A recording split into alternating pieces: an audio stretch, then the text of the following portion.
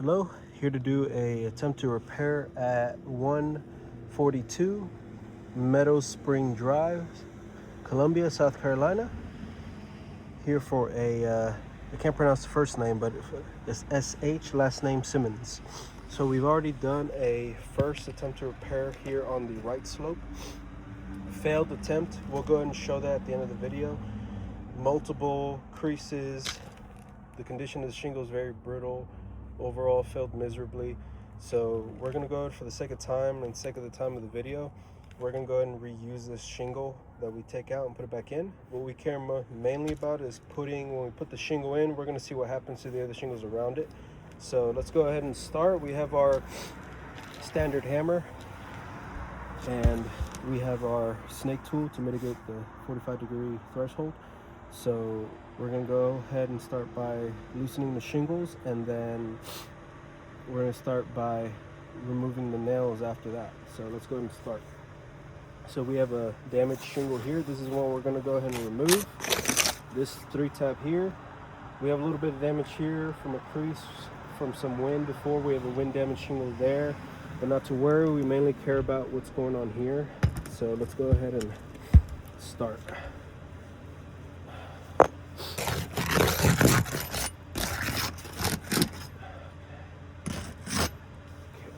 We're gonna go ahead and be careful because we don't want to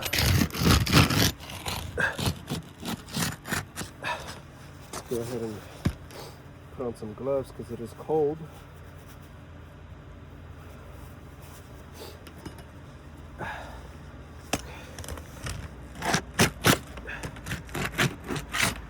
It is about to be sunset in about 20 minutes, so we'll go ahead and try to get this done as quickly as we can.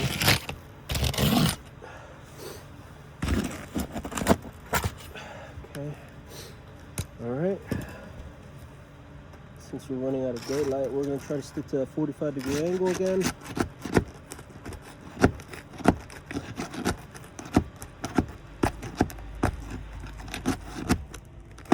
Now we typically, when doing a repair, we typically use a nail gun, but we don't, for insurance sake, we can't use that in this case because we would go way above the standard protocol for this kind of thing. And I already know this thing's gonna fail just based off experience and off the first attempt.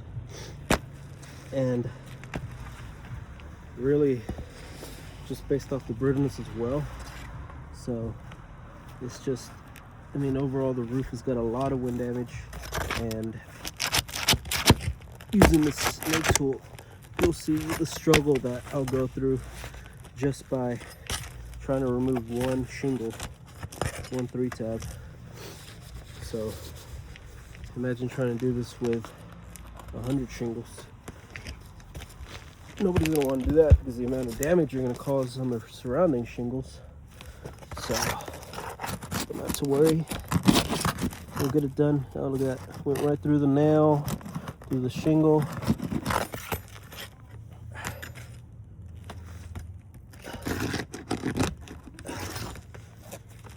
Okay, that's the first level.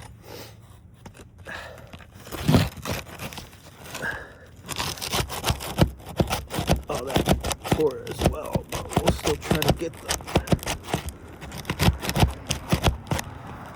Again, we're still trying to stick to that 45 degrees. As hard as it is, we'll still try to get it done. Another nail.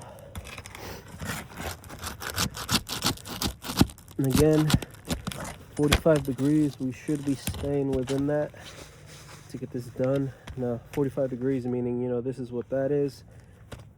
45 degrees will be around there.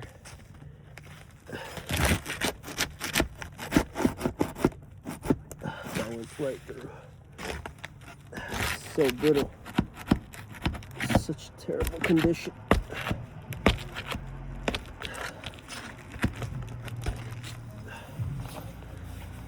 Okay.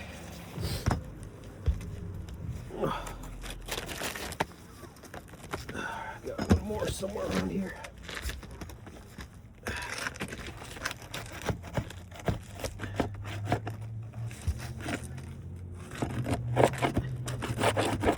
went right through, but it will still try to get it out. Now with a snake tool, you can't just, you know, a lot of people want you to be gentle, and you can be as gentle as you can be, but trying to remove these nails, if you've ever done it, you have to really dig in there. And look at that, we're already seeing creasing here. I mean, we haven't even done, we haven't even pulled the shingle out. One more right here. Now I don't see any over nailing. I don't see over driven nails. I don't see any manufactured defects. I don't see any improper installation. This is strictly, it's just not pliable. It's from what I'm seeing time and time again. Now look at that. Look at that. If you want to focus here and here, look at all the granules falling. I mean, you don't even need that much light to see that. Look at that. Just, okay, set that aside real quick. I mean, look at that. Look at all those granules. Look at all that. So, for the sake of time, go ahead and put this back in. It'll make it easier to line the nails as well, because we're running out of daylight here, but we got plenty of time to make this right. So, let's grab our nails. I'm going to put it in with the snake tool. We're going to reuse these nails because the condition of the shingle, there's no point in wasting money in some new material and putting in this roof when I know it's not going to help matters any. I'm going to grab my nail, my hammer, so it's not going to help matters any trying to put on a new shingle here for this example, or one nail. Yeah, look at the granules on that.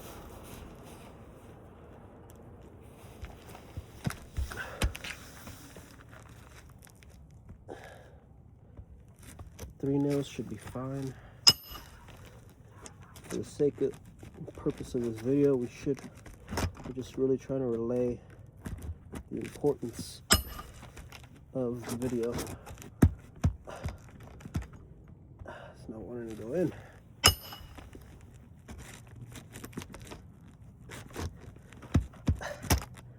Hey.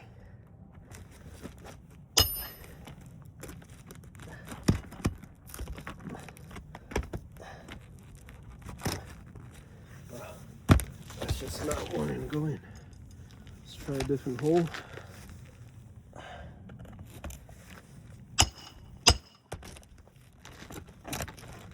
Okay, that's solid. Just one more, should be fine. Nails aren't rusted.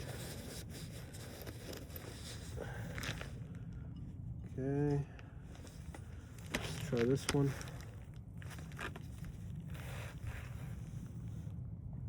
Okay, let's try that.